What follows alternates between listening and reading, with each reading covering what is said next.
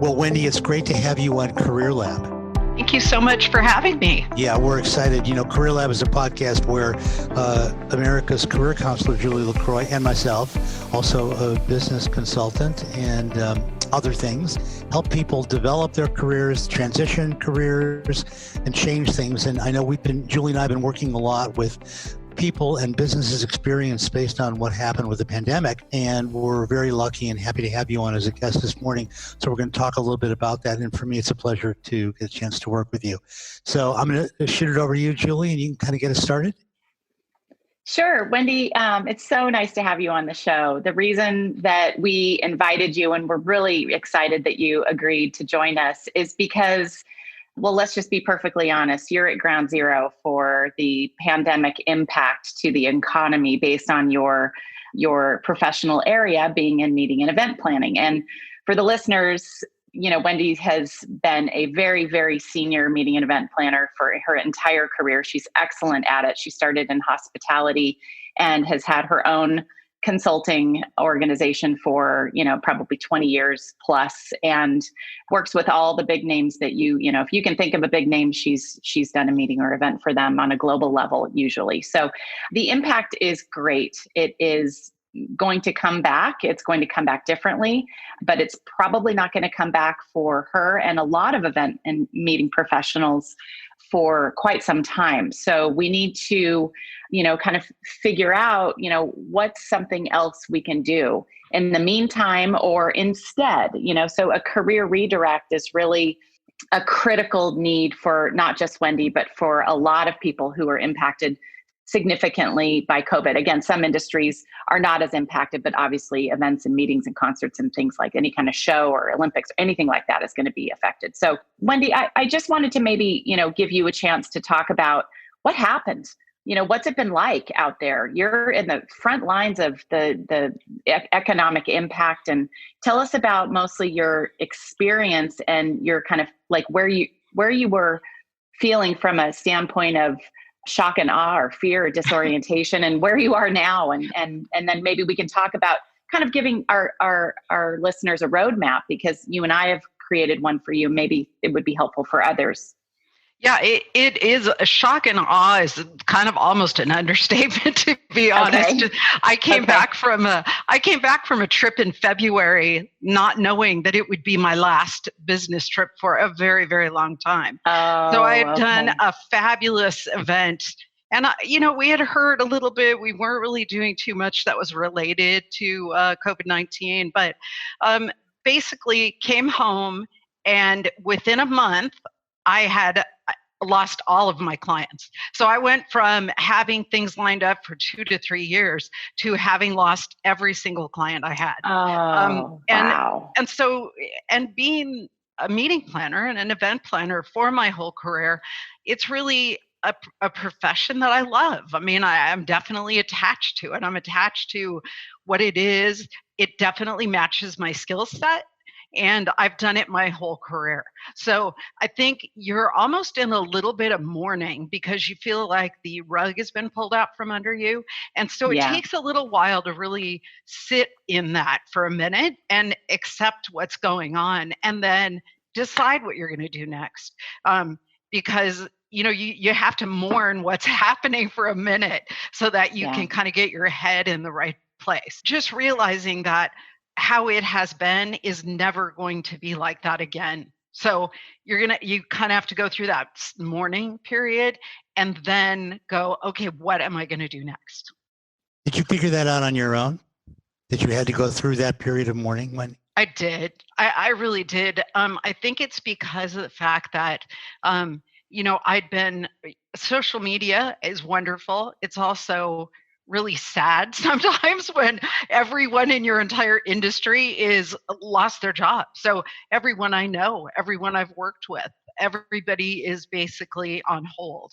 And at that, going through that and listening to all the people's stories, I think helped because it made me go, okay, this isn't going to come back for a while. And I can sit here or I can be proactive. And lucky for me, Julie had a little seminar that was going on, and I just happened to sit in on it one night when I was at kind of coming up from where I was and thinking, okay, well, I would never normally sit on a career seminar because I'm pretty far along in my career. So I was kind of like, whatever. But now I'm thinking differently. So I'm like, you know what? I'm going to sit in, listen to what she has to say.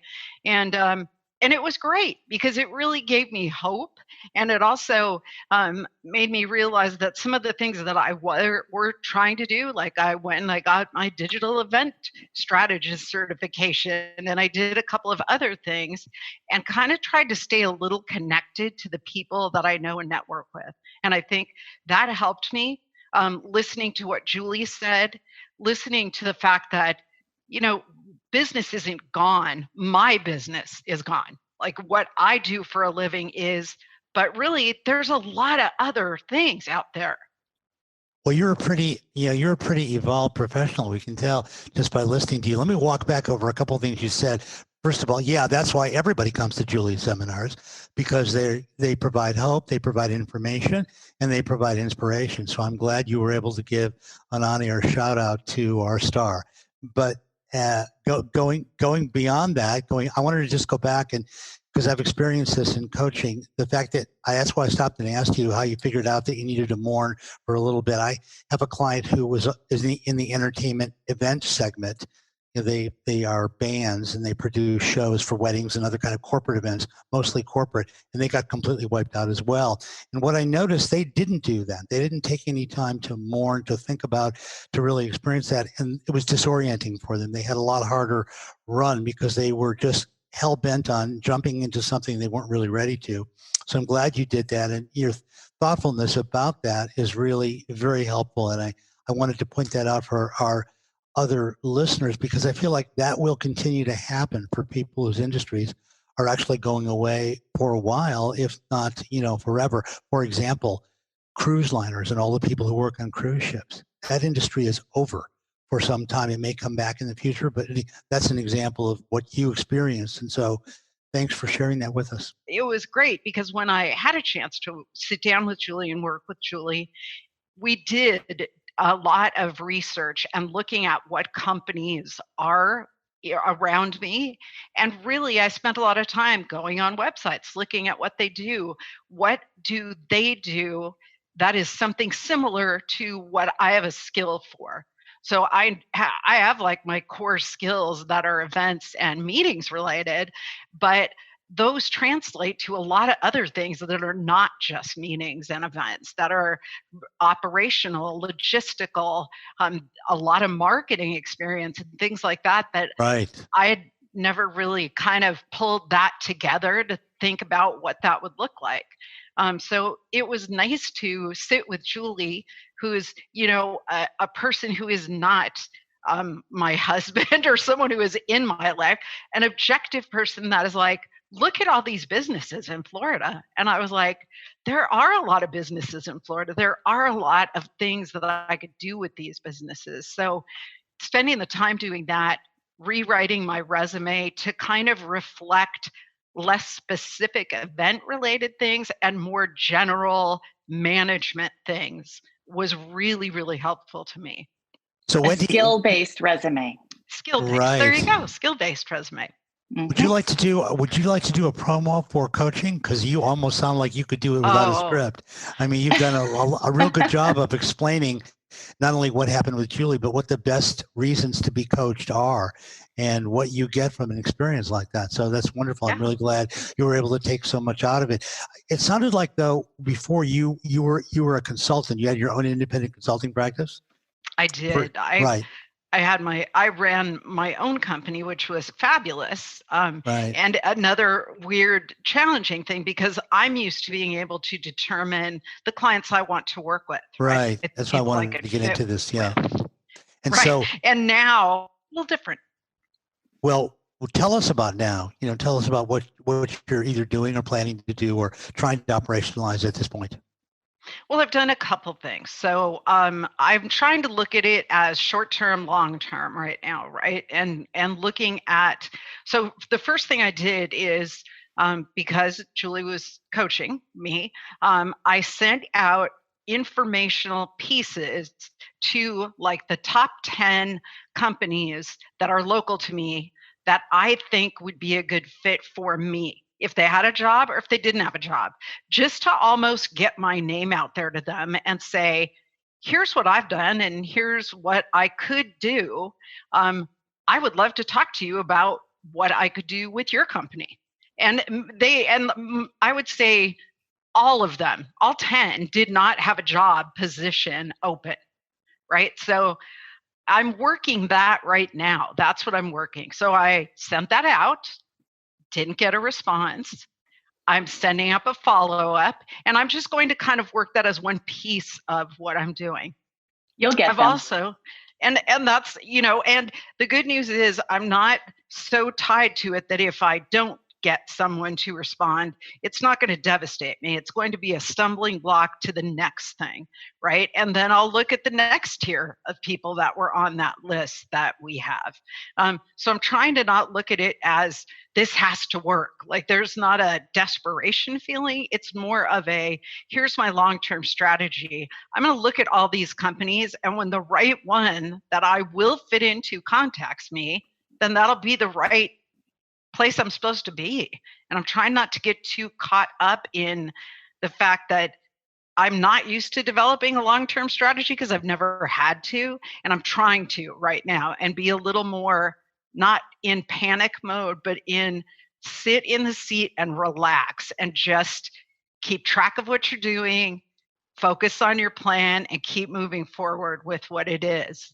And surprisingly, a couple of people that I worked with in events that have been clients of mine are actually thinking about 2021 and maybe doing some other things that I might be able to be a part of. So they're in my long-term strategy too. So we kind of just have to wait and see how both of those things pan out. Right. So you're basically repackaging your skills for existing clients. That's a great strategy. I have been on more webinars and taken more classes than you would ever imagine, because I am going to learn how to be a master of digital events, because that's what I want to package myself at, because that is what will get me a job right now. So I'm going to learn everything that I can so that I can market myself. And knowledge is power. And I think based on that, Wendy, why wouldn't you just go directly to some of the digital event platform providers and market yourself to them? You could probably work for one of them in account management, sales, marketing, product development, something like that. So that's something you and I could be talking about as well. Yeah, you would add absolutely. a lot of value. Yeah, you have a lot of intense knowledge about how the solution could be developed. While we have a couple of minutes, Wendy, I'd like to ask you about your emotional resilience. Yeah. Having been a psychologist for many years, I could just see that you have a quality of emotional resilience about you, about this process. And in fact, people who are in industries that got devastated by the pandemic, that's one of their biggest challenges is they lose their emotional balance. And who wouldn't when your industry is swept out from under your feet without any warning? Yet your presentation this morning, shows that you have a lot of emotional resilience because A, you're calm and balanced, B, you're not in panic mode, and C, you're doing everything you need to do and that Julie's helping you with to reacquire the new skills you'll need to move forward.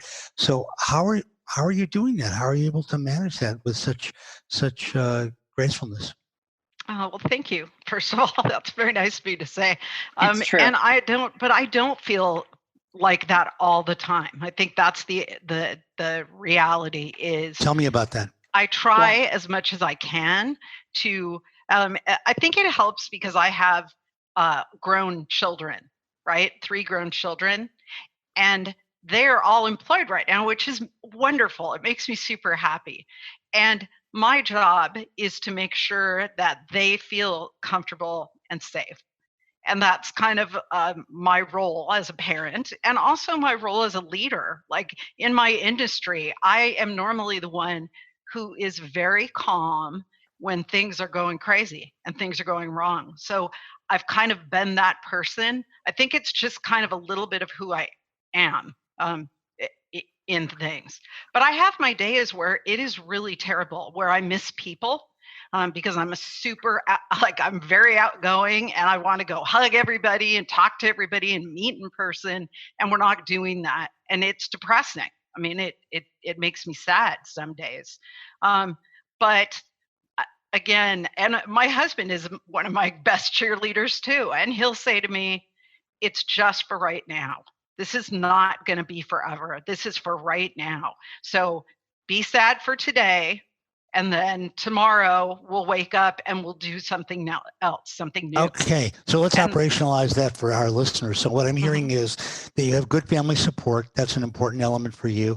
That you have optimism big time in your personality. You're optimistic that things will get better, and that you're moving effectively with Julie's help towards those goals by doing the things you need to do. A lot of us and a lot of people, a lot of professionals have kind of sat around in a fog going, what the heck, and they're not really operationalizing or they're not really moving forward. So those three qualities have helped you develop the persona that I'm experiencing from you today in the segment. Oh, thank you. Nice. Thank you. And for our listeners, those are three things all of you should do if you can. If you have good family support, that's going to help you. If you have good coaching, an advisor to talk to, that's going to help you. If you can stay optimistic, that's going to be an important goal. And if you can get up from your chair and start doing the things, or sit down in your chair, depending, and start doing the things you need to do to make some progress, that's going to be a recipe that's going to work for a lot of people. And you heard it here on Career Lab. Yeah, and the coaching piece, I think, is really important because of the fact that a coach can show you the bigger picture, because you live your life like you're living in your life. But sometimes when you're a little off balance, it's hard to see the big picture. So it was nice for Julie to be able to point out the big picture to me, because it really changed how I thought about things. It helped me because, like you were saying, I am an optimistic person, but when the rug gets pulled out from you, there's like a minute where you're like, oh, what's happening? And then with Julie saying, no, look at all these businesses. Look at all these. This is like you've got this beautiful field that you can go and graze in and take a look at all these different things. And I think that helped, because she doesn't know me. So she's not my family who they're going to cheerlead for me no matter what. She's the person who's going to point out the realities of things. And that's really helpful too, because you get like the cheerleading part, but you also get someone who is a realist that can show you some things that you haven't seen. So I think that was really helpful. Yeah. And just to talk about that a little bit, for you, Wendy, of course, we've already discussed this, and for the listeners, knowledge is power. And the more knowledge you have about the bigger picture, defined as what industries are growing, what industries are not compromised by COVID and the pandemic in a negative way, what industries are actually being reversed and accelerated because of COVID, or staying steady because of COVID. There are plenty of industries that are doing quite well. And so take a look at those industries for the growth that your career needs. You always want to be planting yourself in a soil that will allow you to bloom. And if your soil is deteriorating and your industry is contracting, look at other industries. Just because one industry is contracting doesn't mean they all are. The other thing that we want to define the big picture is not just industry expansion, like identifying other industries, but just like Wendy said, who are the players locally in my market?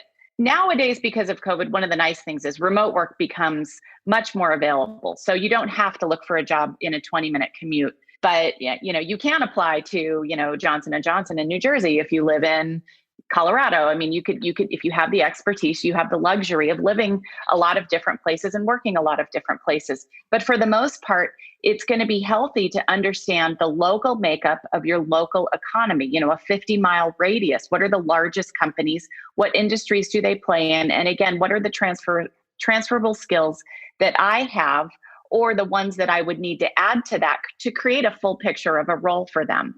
And so that big picture is really the strategy for activating hope inside of us and getting forward momentum.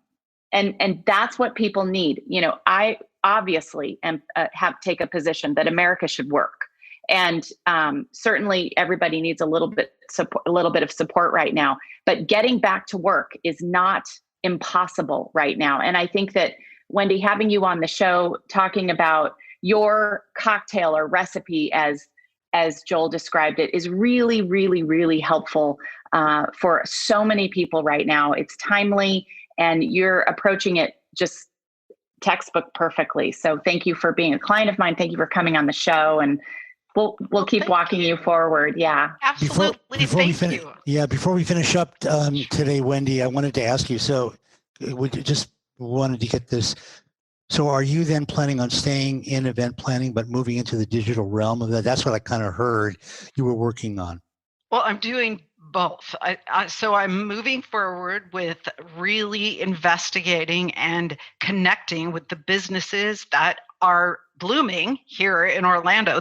I'm in Florida, so construction and things are just blooming. They're crazy busy. So I'm trying to connect with some of those, but I'm also staying active in my chosen career path, which is event planning, so that it's kind of nice. I can do both at the same time. I don't have to just pick one path to go down. And I think that's kind of the important thing that I've learned is I'm staying connected to all my contacts. I'm moving forward with past people and explaining what I'm doing with digital events, and I'm exploring new opportunities so that I'm not putting all my eggs in one basket, hoping that out of staying in all these different lanes, something will come up in one of them. Thank you for being such a wonderful guest on the show. We really appreciate having you on, and we will definitely check back in with you and hear how your journey has evolved over the next several months. So thanks for joining us. God bless you, and we'll see you soon. Gosh, thanks both, Wendy, for having me. I appreciate it. It was great to have you. Thank you. Bye-bye. Okay, well, she's a great video testimonial for a number of things. She really took it on the chin and, just kept on moving forward. So I like how she had the support to pick herself up. Not many people really who have taken it like that in that kind of an industry that's been devastated have been able to show her resilience, all the qualities I talked about with her. One more thing I wanted to mention and talk with you about, Julie, for our listeners and viewers. She was already an independent consultant, and that gave her a big leg up. If there are two kinds of people I feel in the world: those who can go out on their own and kind of make business, and those who really need to work for someone else. Those who need to work for the mothership, and they're more comfortable that way, and it's fine. But she's one of those people who obviously had gone out on her own and made her own world. So when she landed, she just kind of dusted herself off with your help and got up and went on. I think it's a lot easier if you're oriented towards having an independent practice like you do, like I do. And she surely showed that today. Yeah, she's very enterprising, that's for sure. And she has had to survive on her own skill set for a long, long time.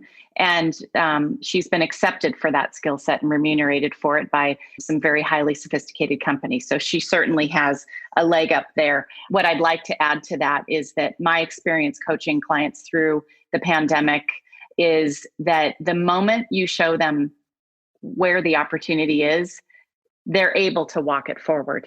Of course, a lot of people just simply move from one company to another or one job to another, and that makes it much easier for them. So for those of you who are listeners who aren't that entrepreneurial oriented, in all likelihood, get another job at another company, and we'll be able to help you fit into another space in which you'll be able to do what you're so good at. She was a great guest. She really exemplified a lot of what we work on, you and I. Yeah. And it was really, really great to have her on the show, and I felt like she was inspiring for our listeners. We're going to be doing, for everybody's edification, we're going to be doing a lot of these shows where we have guests that are really helpful, we feel, to people who are listening to the show. Like, for those of you who remember the episode that I did where Julie wasn't available to join us, where we had J.C. Clow, the owner of the winery restaurant group. I know a lot of people found that very helpful. And we're going to try to have other guests like the ones that we had today, and him and many others who can help us all become more aware, more inspired, and more successful in our careers. And help all of our listeners create their own unique roadmap for getting to their next step. Exactly. We feel like at this time, that's really the best we can give you all. And we do intend to give it to you over the next succeeding podcasts. So we're happy we had today's podcast. So we had a little video. You can watch for some clips on LinkedIn, follow us on all the podcast platforms, and know that we are here and we are carrying the Career Lab banner and flag as we move on. Huh, Julie? Absolutely. And if anybody needs some resume help or just some framework for rethinking your skill set and navigating your next steps, don't forget to go to www.careerlabnow.com. You can download a bunch of my materials. They're very inexpensive. They're easy to follow. You can rewrite your resume in a day. There's a video that goes with it. There's a lot of structural information on what makes up a career, how to navigate one. And then if you think that you need some coaching from either one of us, you can certainly reach out to me on that website, or joelsiegelphd.com is how to reach Joel. And he's certainly able to help you work through executive level transitions and small business initiatives that need to be reactivated or reenacted or readjusted due to the pandemic. We're going to end now on the note of we will hear and see you soon. Julie, I hope to see you soon in person. We're not together today, but hopefully we'll be back again, slapping coffees together in the near future. Sounds good, Joel.